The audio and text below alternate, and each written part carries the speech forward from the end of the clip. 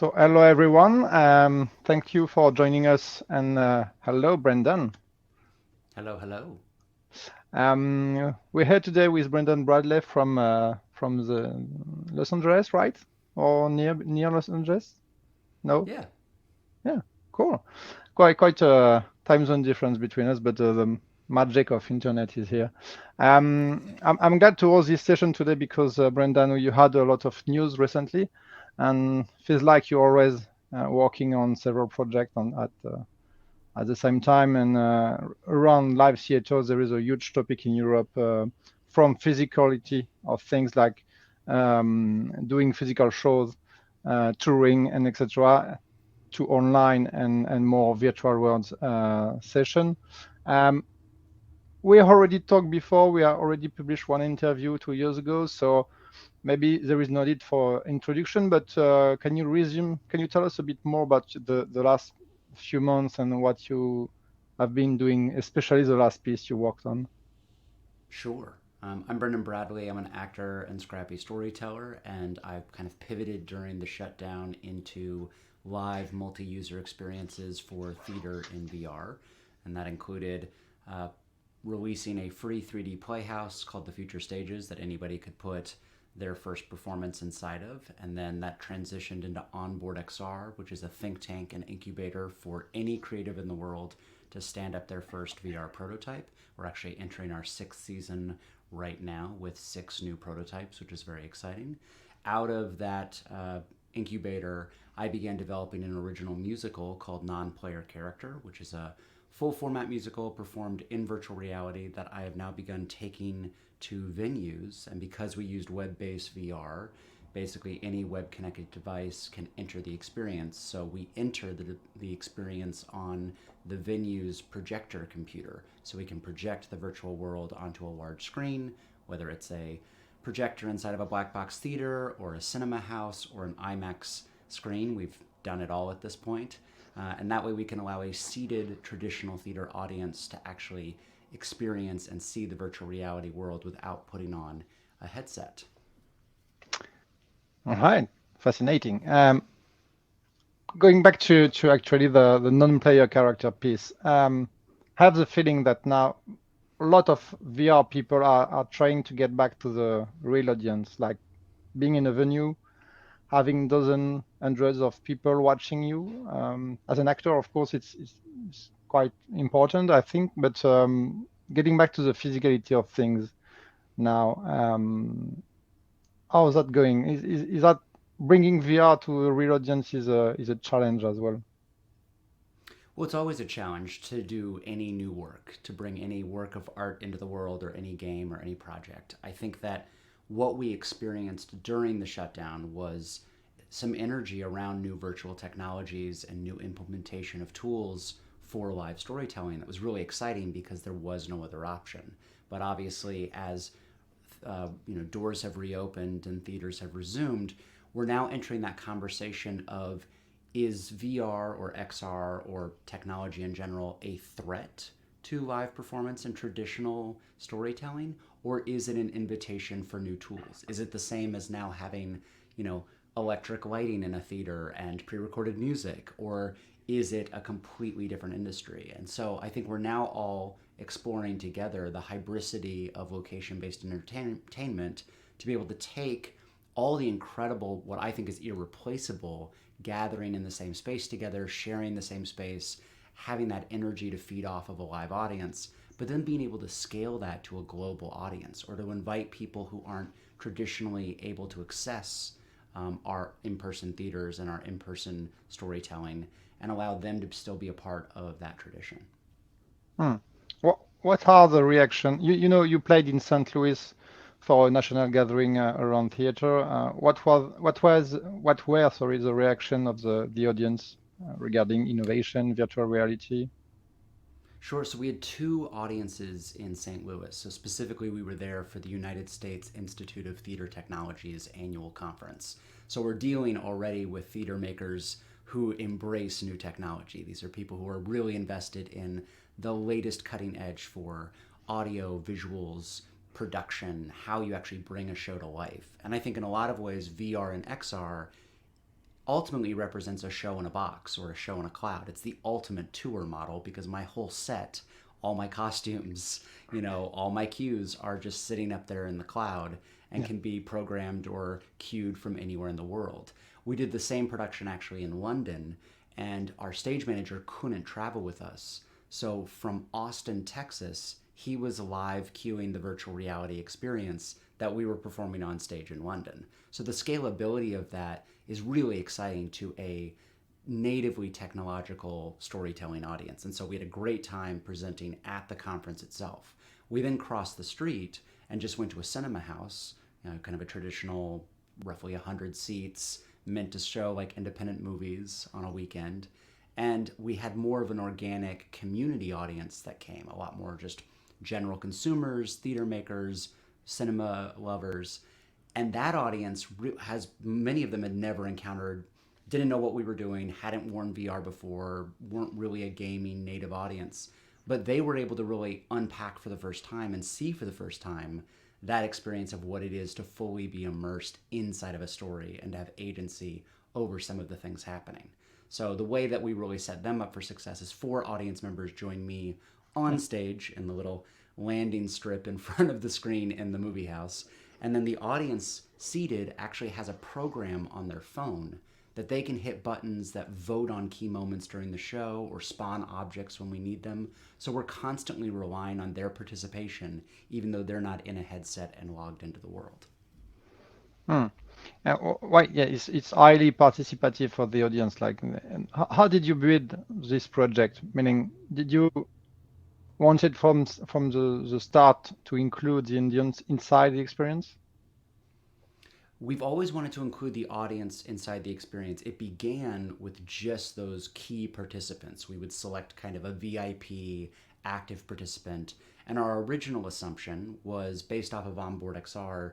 We've really seen a divide in, even though there is interactivity in these experiences, not every audience member wants to be a participant. Some of them Yeah. just want to sit in the dark. They just want to watch. They don't want to be called on. And I'm that way when I go to a magic show or an improv show. As an actor, I'm actually very uncomfortable to be called on stage because I like a lot of rehearsal time and I don't want to mess up the show because I know they're working so hard.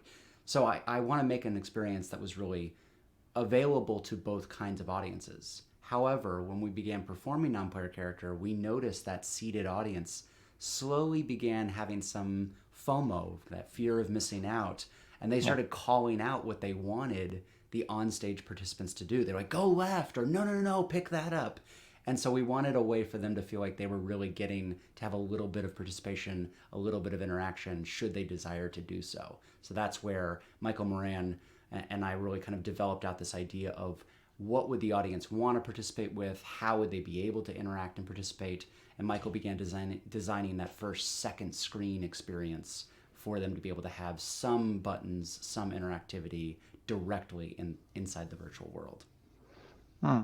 That's very interesting because there is a lot of discussion actually today for pure VR content online. It's just not everyone wants to be interactive. Some people want to, yeah, as you said, stay seated in the dark. But what is the distribution model for you in the US or even worldwide? Because you mentioned you toured last year, you went to London, South Korea. So there are a lot of opportunities there. How do you travel with a non-player character piece? Is like that 2 suitcases, or is it a lot of gears, or? So we've pared down all of the equipment to a single check-on suitcase. We basically travel with the computer that runs both the audio session for live, cueing the music of the show, and Hmm. then being able to cue the virtual experience as well as sometimes capture that experience if a theater isn't set up to do that. So we're able to basically travel with all of the hardware and kind of infrastructure that we need to travel the show. And then we work with our partners for how we can basically run our sound and our visualizations into their venue. Now, obviously, it scales a lot better if we have access to more equipment. So we've also begun traveling. My musical director, Maurice Soke Jr., if he can travel with us, if he has access to a keyboard or a guitar or he plays saxophone, he can start playing multiple instruments like an orchestra pit to really elevate that show to the next level, which I think really makes it feel even more like a traditional play or show. But you talk about the distribution model, and I think we're all still figuring it out, of how these experiences scale in a really successful way. But I think that the temptation is to try to invent a new model versus looking to the past of how previous ticketed events, previous workshop theater, previous live concerts have captured their audience. And I think what's exciting is from OnboardXR, we now have about 3 years of audience data and audience feedback to understand how they want to value that experience. We run that festival at a pay what you want level and ticket. And we've noticed that 19% of that audience pays $20 or more for their ticket, which really shows you that almost a fifth of the audience values this is workshop, experimental, avant-garde, first look prototypes like a one-act festival that the audiences are willing to pay $20 a ticket for, which is pretty compelling. We're also not seeing that be specifically tethered to active participation or avatared in-world experience. That $20 ticket is kind of agnostic. It's, some people are paying that to come watch the video live stream. They just want to be able to see the show. Others are paying that for very active participation. Others are paying that to be an invisible avatar and not be a part of the show. So I think we're seeing that audiences just want the invitation to feel included, and then they can choose how they prefer to experience the content. But then the value of that content remains pretty consistent. And so when we've toured this to other kind of festivals and conferences, we've sold tickets, and generally there's obviously the VIP ticket of being on stage and really getting to become a part of the show and knowing that you're opting into that. But then a general seated audience, that can scale towards what the venue's needs are. We've had people make that part of a badge that's part of an overall festival. We've had people charge, I think, like $8 like a movie ticket would normally be. And then we've seen people charge much more depending on what their audience and subscribers are used to paying for kind of an in-person specialized limited event. Mhm. There is a scalability of things that in France we have, like in the UK or other European countries, we have a huge network of theater venues. But actually working with a real ticketing model, and we noticed a few theater companies were starting to use VR and innovation to tour, but with a bit more a bigger setup, I would say. But still struggling to get like some time in the venues. How in the US, how do you talk with venues? Like how do you address your kind of experience, the experience you produce and act, and how are the feedbacks from such venues about the Sure. innovative experience? Sure. I mean, we're still in such early days. Every conversation is a brand new conversation. When we first begin, they have no idea what I'm talking about or how it's going to work.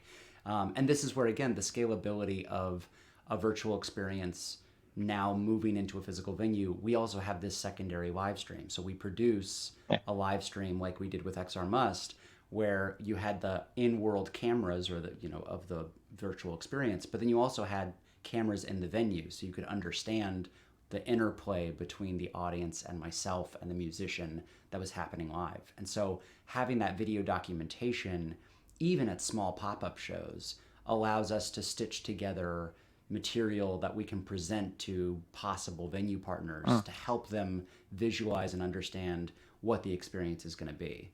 We also, again, have kind of absorbed. I would love to tour with much more equipment and a much bigger setup and higher image fidelity. But again, we're trying to really minimize that footprint and that burden on the venue in these early days. So normally what it looks like for us is when we're already traveling for another invited opportunity, like speaking at USITT's conference in St. Louis, I then get on the phone and cold call the theaters that are in that area and present our materials to them and say, we're already being traveled to your city, so that cost is taken care of. Let's work out a partnership that makes this monetizable for everybody. And how can we present this in your venue? And here's how it works. And so we kind of have that technical deck, those visualizations, and then we're trying as best we can to absorb the upfront cost of that. And what we found is that venues then typically are happy to host us and we work out the logistics. And as soon as the show happens, as soon as they see that audience, they feel that energy, they experience it in the room, we already begin talking about when can you come back. So we're already talking to the St. Louis theater about when to come back. We're talking to our Boston partner about when to come back. So I do think that we can change hearts and minds. It's just in these early days, having that first prototype experience to travel. And that's what non-player character was designed to be. So if you're working with venue partners or you're trying to communicate how VR can tour in these spaces, that's what my show was built to do. So I'd love to chat. This is something we will share again. Yeah. Working on a musical also, is it something helpful for you as a theme? Because I have the feeling that we in VR content more often we address serious topic, maybe some drama as well, but not every time musical or comedy, etc. So a musical is something appealing as well.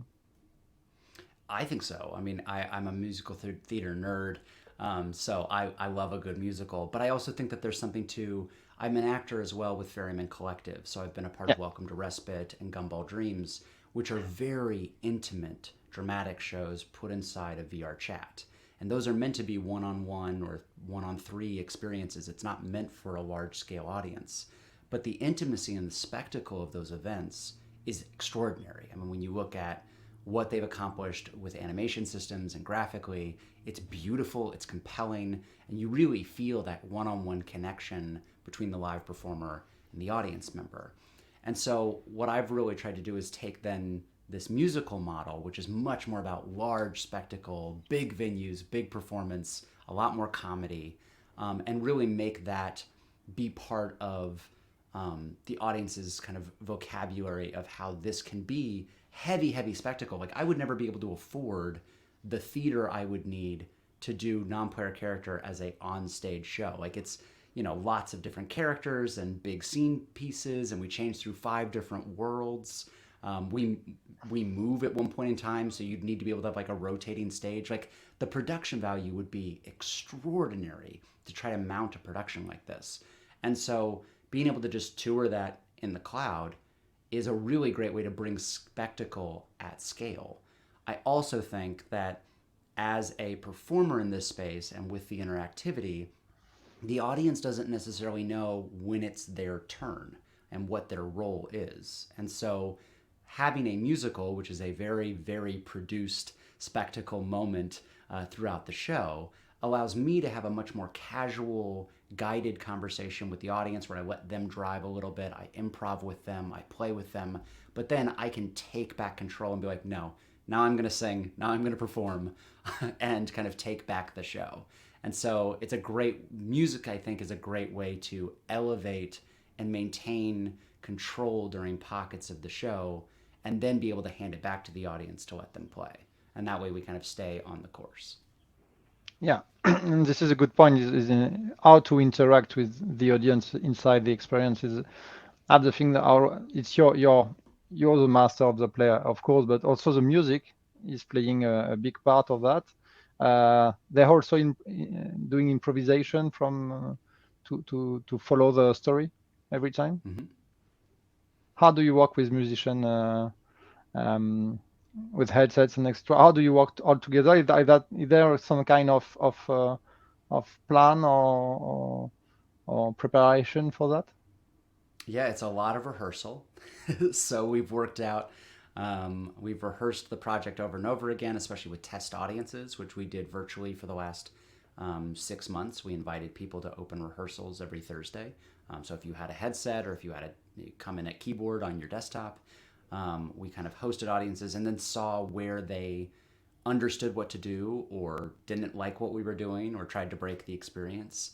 And through that, we basically built just kind of traditional theater cueing. There's certain lines that I now know if I can steer the conversation through improvisation and let the audience kind of take over for a bit and let that be funny and exciting, and then subtly get back to a single line of dialogue that will cue both the technical director, Michael, about how to cue the digital system, and then cue Maurice on all the audio and the instrumentations. And so Maurice is improvising with me in the sense that he can kind of play a little underscoring on the piano or the guitar to kind of fill moments. And then Michael is live injecting, script or code if the audience runs over there and we suddenly have to account for the fact that we didn't know they were going to go to that part of the world. Or if we need an object that didn't spawn in correctly, he's quickly solving that problem. So we're all kind of improvising based off of the audience response and feedback and energy. And then when I can get us towards one of those cue lines, they all know, okay, we're about to go into that next song. We know what we're about to do. And we can kind of regain control and kind of have a very produced, elevated moment of the story that the audience does kind of lean back and go, okay, there's going to be now a performance. I get to watch a show. And then once that show's over, I'm able to look back at the audience and be like, okay, so now what do we do? And they take over again. It's interesting.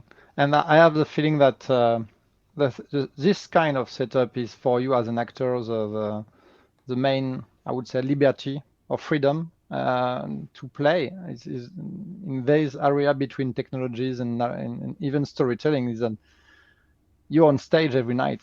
And even if everyone is wearing headsets and etc., there is a lot of things to do for an actor. That's fascinating. Yes, it is the most exhausting intellectual show I've ever done. And I think that's just because there's the nature of performing any live show, especially when there's heavy improv and kind of making sure I keep up with the audience and keep us on the path. But there is something to being kind of in three places at one time, kind of triple presence of my physical self, wherever I am on stage, making sure I don't run into a wall or run into a chair or run into an audience member. And then there's the virtual world of me really, really honoring the physical limitations of the virtual world, so I don't move, like walk into a wall or stick my hand inside of myself or, kind of break the illusion that the virtual world is real and has physics and is collidable. And then there's the marriage of the two. And I think what I've been really excited about is at the end of the day, this is just puppetry. This is virtual puppetry. And when I go see a puppet show, I love to watch the actor puppet the character. Watching that craft and that work is part of the show. And so there's this now, I am moving my body in certain ways on stage because I know that the audience is going to be able to see me move my hand and behind me see my character move the hand so that they can watch that puppetry take place in real time. And so part of my performance is honoring the physical performance like I would on any stage. The second is honoring the virtual reality performance of committing inside of that world. And the third is actually merging those two together so I'm somewhat performing and showcasing the technology in real time. Mm-hmm. What advice would you give to someone who wants to start such kind of such play with so much innovation and also a good storytelling? What mistake should we not do at first? I mean, I think the advice is just to start. I think that there's nothing off limits, nothing off the table. And that's what's been so fun about OnBoardXR is that at this point, we've supported over 35 world premiere prototypes that range from theater to dance to comedy to puppetry to painting to mime to just installations like proximity triggers inside of a room that's kind of comes to life to animation systems that kind of, make a character turn into another object. And so it's really about your creative vision of how you want to bring your physicalized traditional creative practice into this new medium, because that's going to ultimately illuminate something that no one's ever seen or thought of before. In some ways, it's not about trying to replicate or reinvent something in the medium. It's about how do you bring your authentic experience into this medium, because that's what audiences are going to ultimately be most excited about. And this is a good transition that OnBoardXR, just to give a bit of details for people that doesn't know or Onboard, even if you're following Brendan and XRMust, you know Onboard, of course. It was the main event for us last year, voted by the audience. Onboard is, for me, I define that as a cabaret. cabaret, online cabaret. Yeah. Like every 10, 15 minutes, you have a new performance. And last time you told me it was a lot of format, like you can have puppeteers, dancers, etc., etc., etc. So you're building seasons of the show is built on seasons, like every year or every 6 months you gather some artists to play. So every 6 months, we have an open application process. So it's online. Anybody can apply. It is free. And basically, you just propose what you'd like to explore in the space. And then we have a Discord community. And for about a month, we asynchronously, on your own schedule, your own timeline, hit kind of certain milestones and check ins so that people can kind of inspire each other and share each other and knowledge share and help each other out. And we foster a little bit of a community for this kind of incubator group that's going to present this work. And then we move into a week of kind of structured rehearsals where now we take all these different shows and all these different worlds and we kind of rehearse them into, as you're describing, a cabaret single show and figure out, okay, so we're going to do this dance piece. Lights are going to go to black. When lights are going to come up, we're going to go to that puppetry piece. Then lights are going to go down. Then we're going to go to that stand-up comedy piece. And we kind of work out what is the best order for the show to bring them through it. And then we sell tickets to the event, again, the pay what you want ticket. And the artists are, they receive a fair split of all that money. So we actually put all that money back into the pockets of the artists and creatives. And so we've actually now put money in the pockets of over 50 different artists all over the world, many of whom I've never met, for them to basically make their first VR prototype. And what's very exciting is then out of that experience, out of Onboard, those artists have that prototype that they can take anywhere they'd like to go. So we've had people apply to grants in the UK and Canada. We've had people start teaching workshops based off of the work that they've done. We've had people scale that up into a full format production.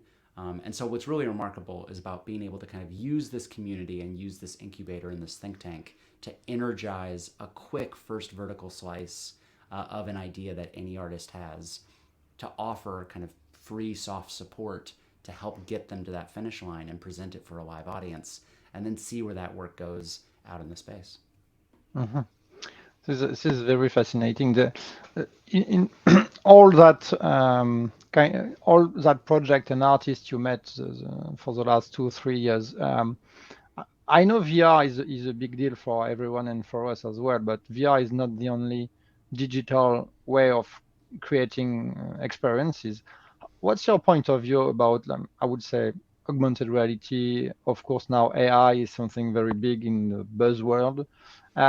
What is interesting for you for the next steps? Are you going to stick to VR, or are you exploring? I know you're also a technologist and a magician, so I think you're trying a lot of things. Is VR for you the priority, or are you exploring new things? I mean, we're always exploring. I'm always exploring new things. You know, I'm actually ironically kind of taking a step back currently to get back into film and television and video games. So I've been working a lot more in more traditional mediums for the last 6 months, because that's where the work is and that's how I put food on my table. But as far as kind of exploring, our next season of Onboard actually has a lot of participants wanting to explore generative media and AI. So we're actually integrating ways in which the audience will be helping contribute to the on the spot generation or creation of assets inside the world. So that's clearly a buzzy exploration that people are interested in. I'm very intrigued by that technology. I think I'm a little worried how excited I hear the marketing is about how you don't need other humans and don't need people anymore. And I don't think that that's ultimately the goal of any tool. The tool should be for collaboration, for creation, for even more connection and more efficiency. It shouldn't be about undermining or replacing or getting rid of what is so wonderful about the creative process and what is so wonderful about creation. So I hope that people, when they get over how exciting it is that you can type in, you know, a taco with a dog, and see something happen in 3 seconds, I'm hoping that we start using this more as a tool, rather than a way to like not have to deal with those pesky artists anymore, because I don't really know what the point of art without artist is. So the tools are very exciting, and I think that we're going to see that in Onboard. I'm going to keep using it in my work, and I explore different AI tools from time to time. AR is very fascinating to me. I think for my work at least, augmented reality inherently is a filtering or layering on the physical world, which means that you're putting that experience ultimately wherever you'd like to put that experience. And I think what we've noticed has been the most successful part of using theater or storytelling as the killer app for socialized virtual reality is attending theater or any performing arts event has an organic onboarding, has an organic ritual, has an intention that really helps set the stage for that experience. And I think in a lot of ways, what has been so successful about my work so far is that the audience is coming to a show, they understand their role, they understand what it is to attend an event, they are entering a theater space or a space of storytelling, they are gathering with other participants and other audience members. And I think that when you take that out of, like the Gorillaz AR concert in Times Square is so amazing and stunning, and I would love to be a part of something like that. However, the way that I attend a concert in the middle of a city street is completely different than the way that you or that someone watching this attends a concert in a New York City street. So if that's going to become a truly interactive and responsive experience, and we all have different etiquette about how that happens, I worry in the early days when we look at unnamed online communities, if our culture isn't the same in how we attend these spaces or how we share these spaces, often the worst person kind of takes over. It kind of becomes the loudest and most toxic energy, kind of invades and disrupts everybody else.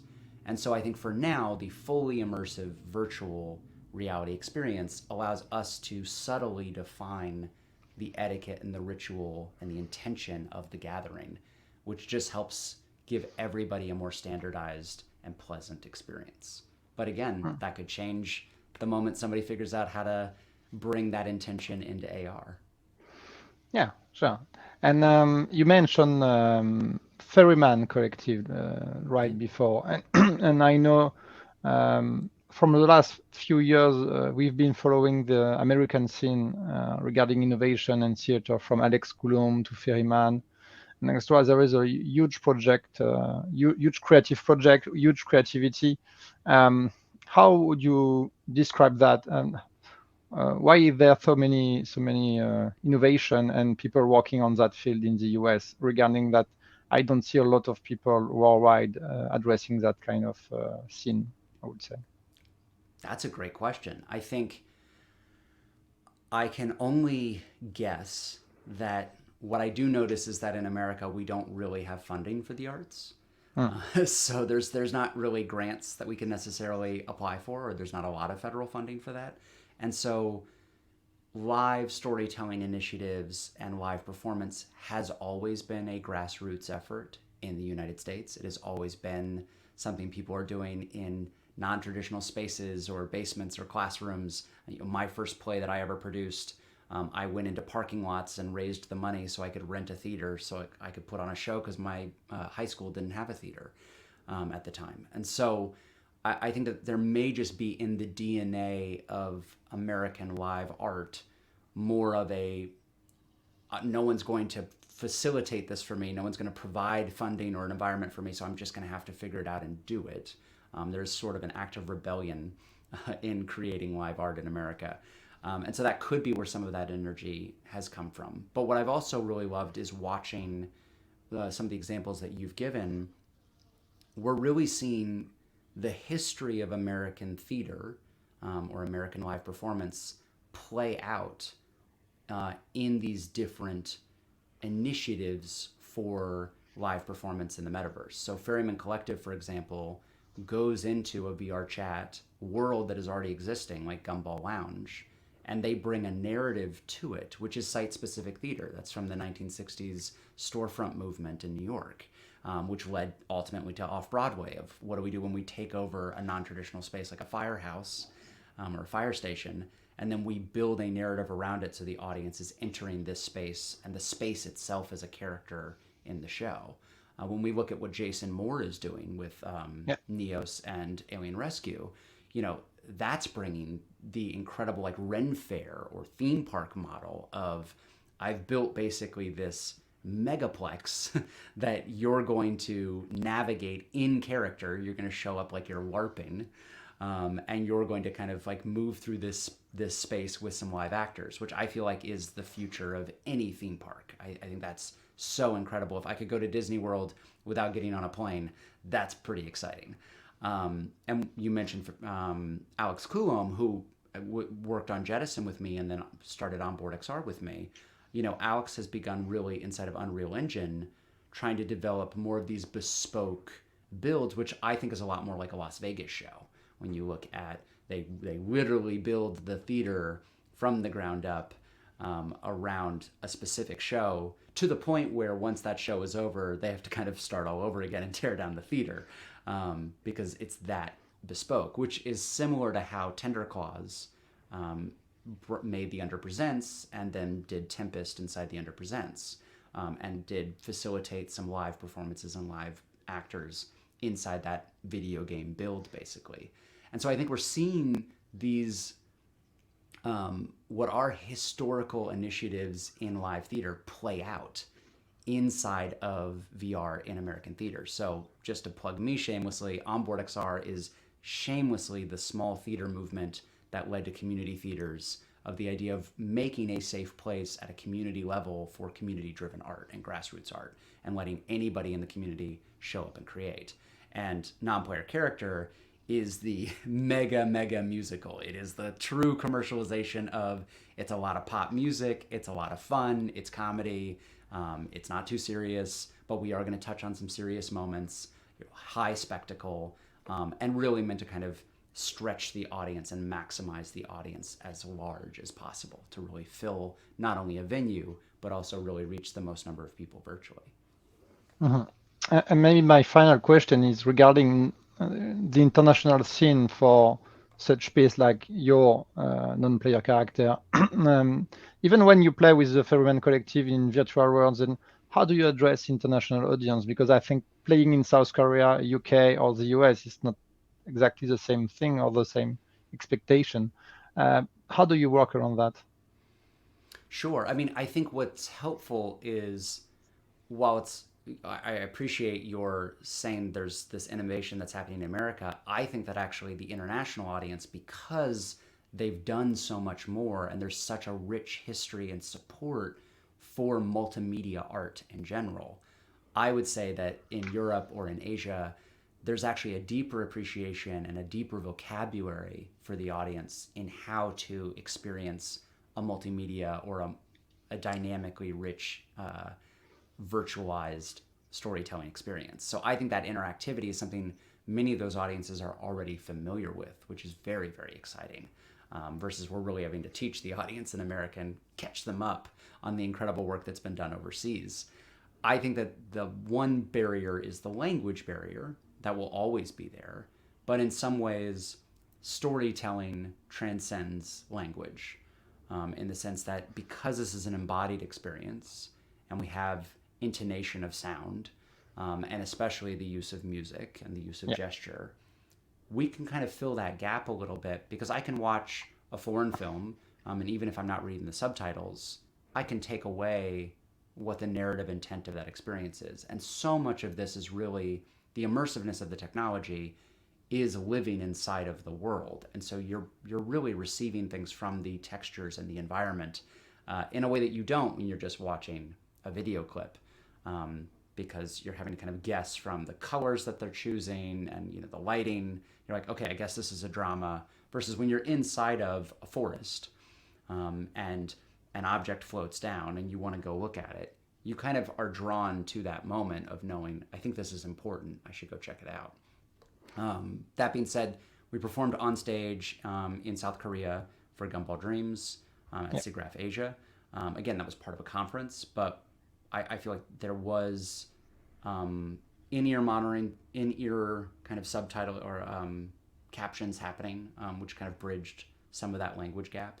And then we've done a multitude of shows with international audiences. And yeah, I mean, sometimes the language can get in the way. Sometimes the audience doesn't know how to respond. But I think that for me, and this is not true of everyone, I think there are some theater makers that really want the show to happen a specific way every time. And if it doesn't go that way, they think something's wrong. For me, I think this medium is most exciting because I don't actually know what the audience is going to do.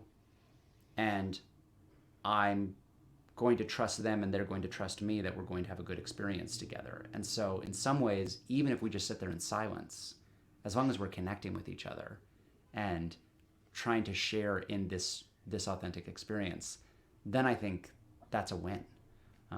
It's kind of like falling in love. You know, when you fall in love, you could just be bantering with each other because you're ping-ponging off of each other and you have that exciting energy, or it could just be with a look. It could just be, wow, I could just sit here next to this person and feel very comfortable. And as long as you're both feeling love, then it doesn't matter what the expression of that love is. And I think that's true with storytelling inside of an immersive technology. Is it doesn't necessarily matter how we choose to express it, because that's going to be dependent on the person. It's responsive content. But as long as we're all showing up with the same intention and then truly investing in each other, I think that's the real promise of socialized technology. That's a good word to good say to conclude this interview. So next for you is On Board season 6. What have you other project on the line soon? I have Onboard season 6. I'm starting to shoot a horror movie next month in Montana, but that's has nothing to do with VR technology. It involves LED screens, so that'll be fun. And then I'm writing a new project with this kind of generative media that is called Degenerate, which is basically to let the audience build the environment around me and then kind of destroy it together. Okay, cool. So we'll catch up in a few months, and we'll be sure to share about On Board season 6. Thanks, Brendan, and see you soon. Thank you. Thank you. Bye bye. Bye.